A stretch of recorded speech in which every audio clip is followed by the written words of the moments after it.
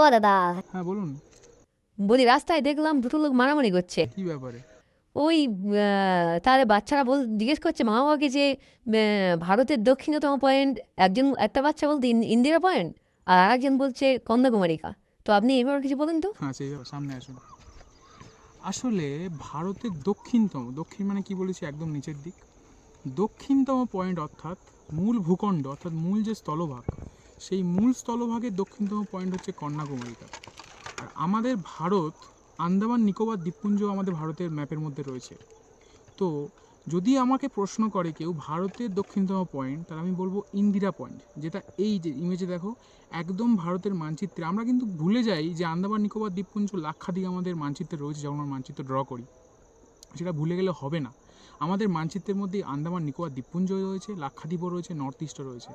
ভারতের দক্ষিণতম পয়েন্ট বললে আমরা বলবো ইন্দিরা পয়েন্ট, যেটা এখানে রয়েছে। আর যদি বলে ভারতের মূল ভূখণ্ড অর্থাৎ যে স্থলভাগটা রয়েছে তার দক্ষিণতম পয়েন্ট, তাহলে আমরা বলবো কন্যাকুমারিকা।